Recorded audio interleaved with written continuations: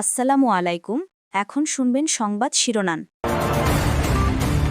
ইসরায়েলে গুরুত্বপূর্ণ স্থাপনা লক্ষ্য করে ভারী ক্ষেপণাস্ত্র ছুড়েছে ইরান। ব্যাপক ক্ষয়ক্ষতির দাবি, পূর্ণ শক্তিতে তেহরানে হামলা চালানো হচ্ছে দাবি মার্কিন প্রেসিডেন্টের।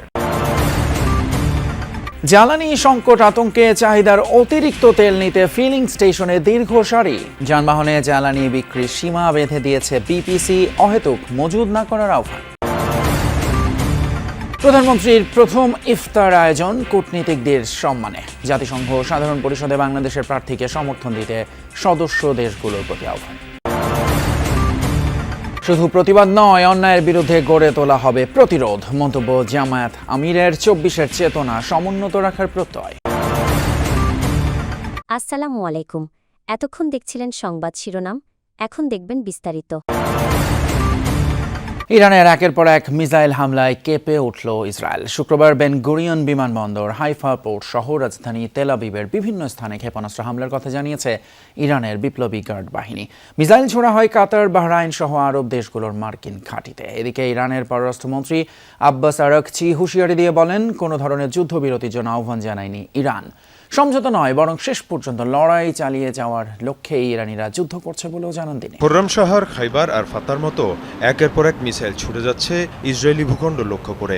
শুক্রবার অভিযানের পরিধি আরও বাড়িয়েছে ইরান। তেল আবিব সহ ইসরায়েলের বিভিন্ন স্থানে সফলভাবে আঘাত হানে এসব ক্ষেপণাস্ত্র। বিশেষ করে ইসরায়েলের রাজধানীর কেন্দ্রস্থল এবং বিভিন্ন বাণিজ্যিক অবস্থানে বিস্ফোরিত হয় এসব মিসাইল। আগুন জ্বলতে দেখা যায় হাইফা বন্দর সহ বিভিন্ন স্থানে। এর পাশাপাশি ইসরায়েলের সবচেয়ে বড় এবং প্রধান বিমানবন্দর বেন গুরিয়নও আঘাত হানে ইরানি ক্ষেপণাস্ত্র। এ অবস্থায় আন্তর্জাতিক গণমাধ্যম এনবিসিতে দেওয়া সাক্ষাৎকারে ইরানের পররাষ্ট্রমন্ত্রী আব্বাস আরাকচি হুঁশিয়ারি দিয়ে বলেন, কোনো ধরনের সমঝোতা কিংবা অস্ত্রবিরতিতে যাবে না ইরান, অব্যাহত থাকবে লড়াই। আমরা অস্ত্রবিরতির কোনো প্রস্তাব দেইনি, কারণ আমরা সমঝোতা চাই না। এই লড়াই চলবে। ইরানের ভূখণ্ডেই ইসরায়েল ও যুক্তরাষ্ট্রের পতন হবে। এদিকে অব্যাহত আছে আরব দেশগুলো অবস্থিত মার্কিন ঘাঁটিতে ইরানের ড্রোন ও ক্ষেপণাস্ত্র হামলা। রাতে কুয়েতের আল সালিম মার্কিন ঘাঁটিতে ব্যাপক হামলা চালানো হয়। এর পাশাপাশি জর্ডানের ইরবিদ শহরেও চলে আইআরজিসির অভিযান। এ অবস্থায় মুসলিম দেশগুলোর ওপর কোনো ধরনের হামলা হয়নি বলেও দাবি তেহরানের। ইরান যুদ্ধের প্রভাব পড়েছে বাংলাদেশে ও রাজধানীর পেট্রোল পাম্পগুলো এখন রীতিমতো যুদ্ধাবস্থা। প্রায় প্রতিটি পাম্পে গাড়ি আর মোটরসাইকেলের উপচে পড়া ভিড়। দীর্ঘ সময় লাইনে দাঁড়িয়ে যেটুকু তেল মিলছে তাও অপর্যাপ্ত। মজুদ ফুরিয়েছে অনেক পাম্পে। অন্যদিকে তেল দেওয়ার ব্যাপারে সরকারের নেয়া সিদ্ধান্তের বিষয়ে মিশ্র প্রতিক্রিয়া দেখা যাচ্ছে।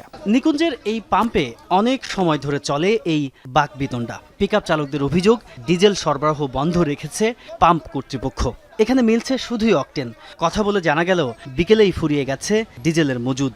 আমরা চাইছি 500-1000 টাকার করে তেল দেন, আমরা এখান থেকে ঢাকার বাইরে বেরি, তারপর আমরা ব্যবস্থা করতেছি। বৃহস্পতিবার সরকার সাফিসিয়েন্ট তেল দিতে পারে নাই, ডিজেল, যার কারণে এখন পাবলিকেরও সাফিসিয়েন্ট তেল দেওয়া যায় সম্ভব নয়। অকটেন যতক্ষণ পর্যন্ত সাফিসিয়েন্টভাবে সরকার নির্দেশনা, প্রথম আলোতে নির্দেশনা পত্রিকা দিয়েছে, অনুযায়ী আমরা দিতে আছি। প্রাইভেট কারে 10 লিটার আর মোটরসাইকেলে 2 লিটারের বেশি জ্বালানি নয়। সরকারের এমন সিদ্ধান্তের পর পাম্পগুলোই বেড়েছে গাড়ির সংখ্যা। কাঙ্ক্ষিত তেল পেতে পার করতে হচ্ছে দীর্ঘ সময়। কোথাও কোথাও যানজটও সৃষ্টি হয়েছে গাড়ির চাপে। 2 লিটার তো হয় না এই বাইকে তো হয় না। এই কালকে আবার দাঁড়াইতে হবে। কালকে 250 কিলো গাড়ি রান করা লাগবে, মানে 250 কিলোর ভিতরে তো আমার 2 লিটার তেল হবে না। এখন বাসায় যাইতে হবে, সেই ফলে নিতে হবে তেল। না নিলে তো দেখা গেলো 2 দিনে যে পাবো না, পরে দেখা গেলো অল্প অল্প পাবো। 100 কিলোমিটারও চালানো যাবে না। এটা হচ্ছে যে সাধারণ জনগণ ভোগান্তির মধ্যে পড়ে গেছে। এই 1 ঘন্টা সিরিয়াল ধরে এখন মাত্র 250 টাকার তেল নিলাম। এরই মধ্যে সরকারি নোটিশ টাঙানো হয়েছে পাম্পের মেশিনগুলোয়। চালকরা বলছেন, কম হলেও তেল পাচ্ছে সবাই, ব্যাপারটা ইতিবাচক। অনেকে তেল নিয়ে মানে ট্যাঙ্কি লোড করে বাসায় নিয়ে আবার রাইখা আবার আসে, যে কোনো ঘাটতির এখন দেখা দিচ্ছে। আর নাহলে তো যে তেল আসলে তো আরো 20-15-20 দিন অনায়াসে চলার কথা, ঝামেলা হতো না। একদিক থেকে ভালো, কারণ সবাই তাহলে পাবে, আদারওয়াইজ কেউ পাবে কেউ পাবে না, এরকম একটা বিষয় হয়ে যায়। আন্তর্জাতিক বাজারে যখন অস্বাভাবিক মূল্য বৃদ্ধি পেয়েছে, স্বাভাবিকভাবে এটি অর্থনীতির উপর একটি চাপ তৈরি করছে। সমন্বয়ের প্রয়োজনীয়তা দেখা দিতে পারে। আমরা চেষ্টা করব যতক্ষণ পর্যন্ত তেলের মূল্য বৃদ্ধি না করা যায়, আমরা সেটুকুই চেষ্টা করব। একান্ত যখন পারবো না, সেটি অবশ্যই জনগণের সাথে আমরা সেটি শেয়ার করব। দুশ্চিন্তাগ্রস্ত হওয়ার কোনো কারণ নেই। আমরা যদি আমাদের স্বাভাবিক চাহিদা অনুযায়ী আমরা তেল নেই পেট্রোল পাম্প থেকে, আমি মনে করি সংকট আগামীতে হবে না ইনশাআল্লাহ। জাতিসংঘ সাধারণ পরিষদের 81তম অধিবেশনের সভাপতি পদে বাংলাদেশের প্রার্থী পররাষ্ট্রমন্ত্রী ডক্টর খলিলুর রহমানের প্রতি সমর্থন দিতে ঢাকায় নিযুক্ত কূটনৈতিকদের আহ্বান জানিয়েছেন প্রধানমন্ত্রী তারেক রহমান। রাষ্ট্রীয় অতিথি ভবন যমুনায় কূটনৈতিকদের সঙ্গে ইফতারে প্রধানমন্ত্রী বলেন, বহির্বিশ্বের সঙ্গে বাংলাদেশের সম্পর্ক হবে পারস্পরিক স্বার্থ ও মর্যাদার ভিত্তিতে। প্রতি রমজানের শুরু থেকেই রাজনৈতিক দল হিসেবে বিএনপি নানা পেশাজীবী ও দলীয় অঙ্গ সংগঠনের উদ্যোগে ইফতার মাহফিলের আয়োজন করত, কিন্তু এবার ব্যতিক্রম। সরকার গঠনের পর কৃচ্ছ্রতা সাধনের অংশ হিসেবে এমন আয়োজন থেকে বিরত থাকার নির্দেশ দেন প্রধানমন্ত্রী তারেক রহমান। সরকার প্রধান হিসেবে নিজের বরাদ্দকৃত বাসভবন যমুনায় আনুষ্ঠানিকভাবে না উঠলেও প্রথম কোনো আয়োজন করলেন কূটনীতিকদের সম্মানে। ঢাকায় নিযুক্ত বিভিন্ন দেশের কূটনীতিকদের সাথে পরিবারের বাইরে রোজায় প্রথম কোনো ইফতারে যোগ দিলেন প্রধানমন্ত্রী, যেখানে যোগ দেন প্রায় সব দেশের রাষ্ট্রদূত। পরিবারের সদস্যদের নিয়ে কুশল বিনিময় শেষে ইফতার পূর্ব সংক্ষিপ্ত বক্তব্য রাখেন তারেক রহমান। জাতিসংঘ সাধারণ পরিষদের সভাপতি পদে বাংলাদেশের প্রার্থীকে বিজয়ী করতে সদস্য দেশগুলোর প্রতি আহ্বান জানান তারেক রহমান।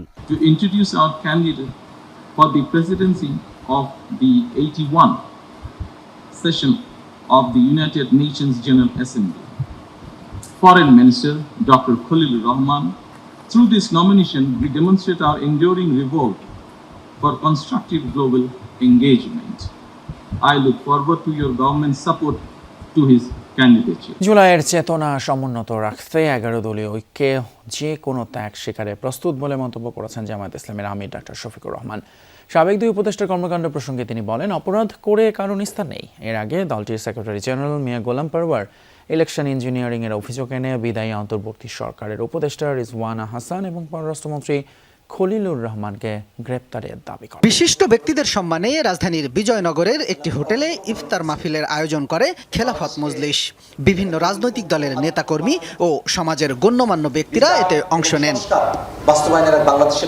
ইফতার অনুষ্ঠানে যোগ দিয়ে সংসদের বিরোধী দলীয় নেতা ডাক্তার শফিকুর রহমান বলেন, জুলাই না আসলে দেশে নির্বাচনই হতো না, তাই জীবন থাকতে 24-এর চেতনাকে হারিয়ে যেতে দেয়া হবে না। যে 24 মানুষের জীবনের মূল ঘুরিয়ে দেওয়ার জন্য এসেছিল, যে 24-এর অসংখ্য যোদ্ধা জীবন দিয়ে দুনিয়া থেকে বিদায় নিয়েছে, আমাদের ঘাড়ের উপর তাদের লাশ রেখে গেছে। আমরা সেই লাশের অবমাননা করব না, করতে দিব না। এর আগে দুপুরে বায়তুল মোকাররম উত্তর গেটে বিক্ষোভ কর্মসূচির আয়োজন করে জামাত ইসলামী। নির্বাচনে কারচুপির অভিযোগে অভিযুক্ত করা হয় বিদায়ী অন্তর্বর্তী সরকারের উপদেষ্টা রিজওয়ানা হাসান ও পররাষ্ট্রমন্ত্রী খলিলুর রহমানকে। তাদের গ্রেপ্তারের দাবি জানান দলের সেক্রেটারি জেনারেল অধ্যাপক মিয়া গোলাম পরওয়ার। এত বড় ইঞ্জিনিয়ারিং হলো আর আপনি বললেন যে আমরাই স্পেন স্টিমে আসতে দেয়নি। আপনার কথাই তো সাক্ষী দেয় যে আপনি আমাদেরকে নির্বাচনে মেজরিটি হতে বাধা দিয়েছেন। অডিট হওয়ার কিছু নেই, নিয়মতান্ত্রিকভাবে আমরা এটার জুডিশিয়াল বিচার বিভাগীয় তদন্ত দাবি করছি। সাবেক দুই উপদেষ্টা সহ ইলেকশন ইঞ্জিনিয়ারিং এর অভিযোগের বিচার বিভাগীয় তদন্ত দাবি করেন বক্তারা। সমাবেশ শেষে বায়তুল মোকাররমের উত্তর গেট থেকে বিক্ষোভ মিছিল বের করে নেতাকর্মীরা।